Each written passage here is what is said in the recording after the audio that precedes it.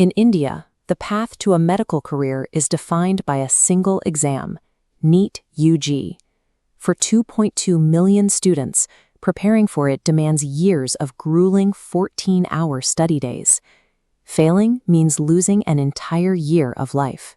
On May 12, 2026, 2.2 million students saw that year vanish instantly when the government abruptly canceled the exam.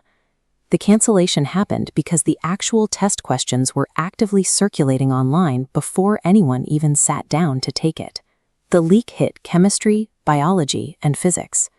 What followed was a wave of nationwide arrests stretching from Maharashtra to Delhi, pulling in coaching institute owners and school headmistresses.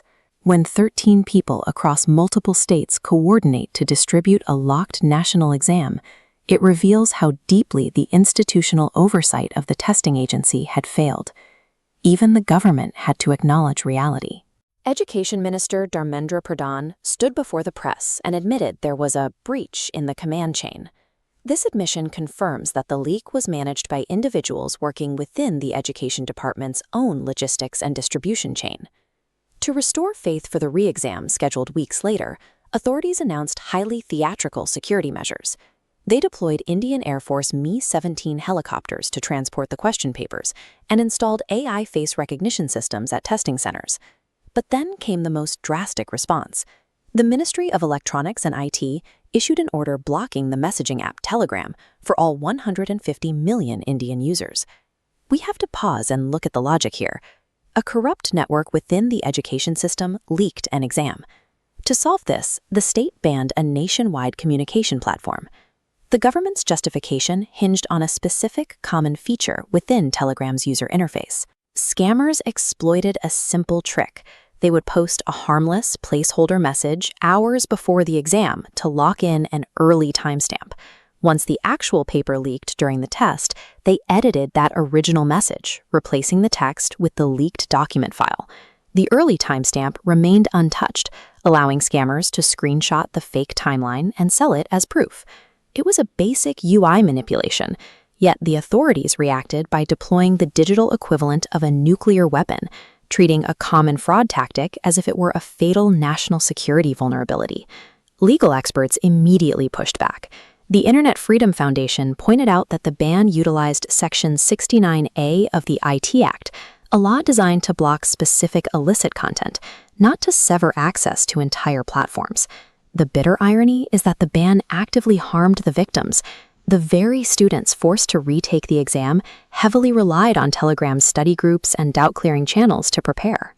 Telegram's founder, Pavel Durov, openly criticized the move, pointing out that the ban punished ordinary users rather than targeting the insiders responsible for the leak. Practically, the ban achieved nothing. The illicit networks simply migrated their operations to WhatsApp, completely bypassing the government's technological fix. This sledgehammer approach destroyed a vital educational tool for millions of innocent people, all while leaving the actual corrupt insiders operating with impunity. If we zoom out, the cancellation of 2026 comes into focus as a predictable outcome of a deeply entrenched historical pattern. This timeline charts the escalating crisis.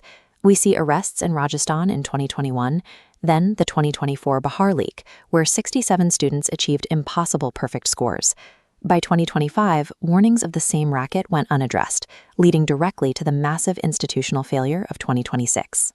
This unbroken chain of negligence sparked student protests, with thousands taking to the streets demanding genuine accountability from the testing agencies.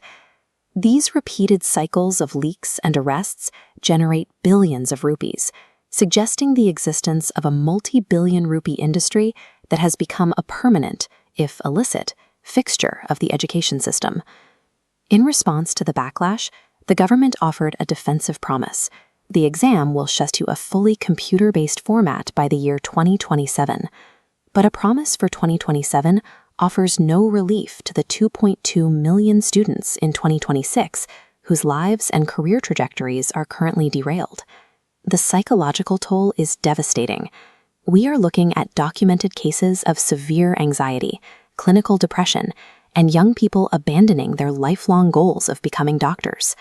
Politicians will continue to give speeches, and officials will move to new roles, but the core vulnerability, the human element controlling the system remains unaddressed. The current system serves the interests of the corrupt few who profit from these leaks, while passing the entire cost of its failure down to the next generation.